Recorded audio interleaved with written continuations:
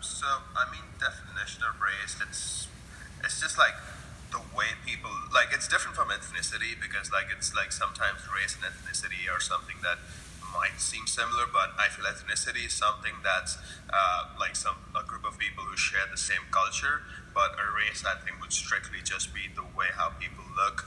Again, it could be how based like the culture that they share, but that's I feel more to do with ethnicity. If someone's talking about race, like if in a job application, like someone's like, "Oh, what's your race?" They are not trying to gauge what your culture. They're just trying to gauge how you look or like how who you are, and I feel that's what race is pretty much.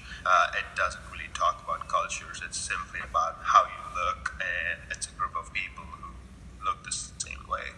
That I will talk about is like the Hispanic race, and so from my experience, based on the people that I've interacted with and who I have seen, either in the workplace or at school or just like social scenarios, I feel like Hispanic people are kind of similar to like Indian people, like myself, in that they are really family oriented, and they are like really cheerful and they're like always willing to help you out. Like for instance, like I remember at my work, I had to sometimes I had to stay back late. The people who used to, do the work around the office were Hispanic. They were like Spanish people or Latino people, and these people they were like super cheerful all the time. They used to always they want to talk to you, they want to help you out. If you talk to them, they're always willing to talk back. They might not really have a good understanding of English, especially if they're low income workers, but they're still always willing to just help you out. And they're very family oriented. If they see someone who speaks the same language, they'll love it. They will talk to you for ages. And so I feel compared to other cultures, like probably not like American culture is something that you like don't really it's all about yourself. While Hispanic people, they're like all about community, and I think that kind of like defines their race, like family, community, and all that stuff. So, how would you define race? Well, I think I'll define race in two ways. One way being the human race. There's only like really one race, which is the human race. But if I would define it like the way society defines it, it would be like a person's color of skin, their hair, texture, nothing really to do with culture or heritage. More so, physical features is what I would define like race is like now in our society. Okay. Okay, so I would describe the Indian man as tan skin, dark hair, probably more slender, uh, religious. Um, yeah, that's how I would describe it. So, how do you view your race in society? I think we are a people who've been through a lot, but overcame a lot, and have made incredible strides for what we've been through. And I also think we're people who, have to constantly be twice as good to get half of what other people get, or equal of what other people get. So, but I think we're powerful people. I think we add a lot to this society and this country and this culture, and yeah, that's what I think about us. How would you define race?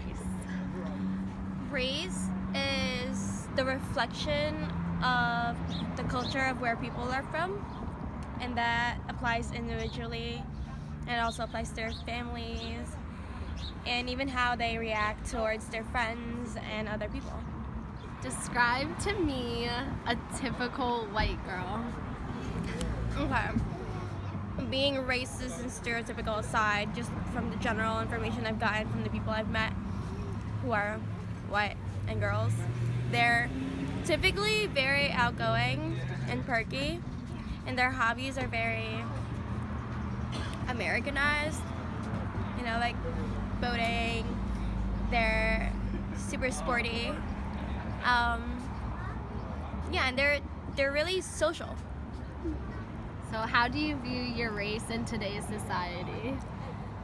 My race as a Filipino, in today's society, in the society I am now, is very.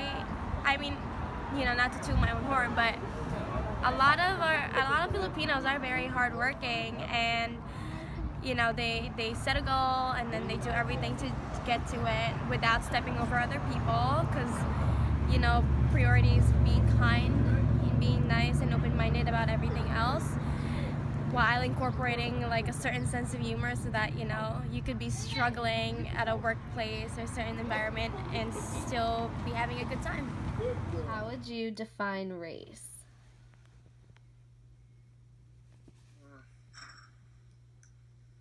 I don't like how people sort of create their own categories of race. I think that there's one race, and that's called the human race. I don't think there should be different categories based on your skin color, your ethnicity, or your culture. I mean, we're all the same type of organism. We all have 2 eyes, 2 arms, 2 legs, and 1 brain.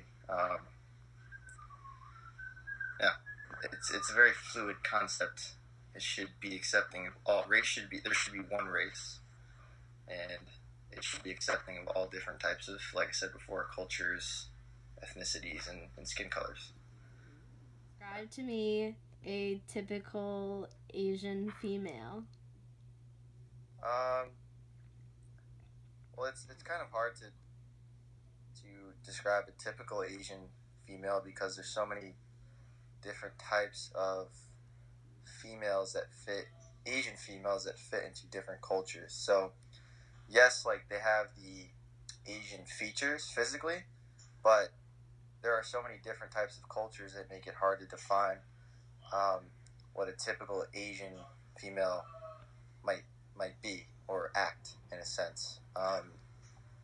Like for example, you have Asian Americans, you have actual Asians from China, you have Asians from India, you have Asians from Japan, but they all have different types of cultures which define who they are. So you can't really, I don't think it'd be possible to say that there's a typical type of Asian. So how do you view your race today in society? Well, let's talk about 2 things. Let's talk about the economic position and also the political position that our race, or my race, is in society. So economically speaking, it is generally accepted that whites are better, more well off than their other types of races, economically speaking. And this, in a sense, gives us a lot more power over the other races, because we just have simply more money. And more money buys you more power, more freedom, more access to things that other people can't acquire because they lack the money. And politically, we definitely have a lot more white people in our government, but that seems to be changing gradually. And I think that having white people in power definitely allows us to maintain that economic stability and power over all the other races. But I think over time, as more people immigrate to the United States, and these other races start to increase and augment their education and standing of wealth, I think that they will gain more political power, and I think you'll see more even or equal playing ground for politics. So we'll see.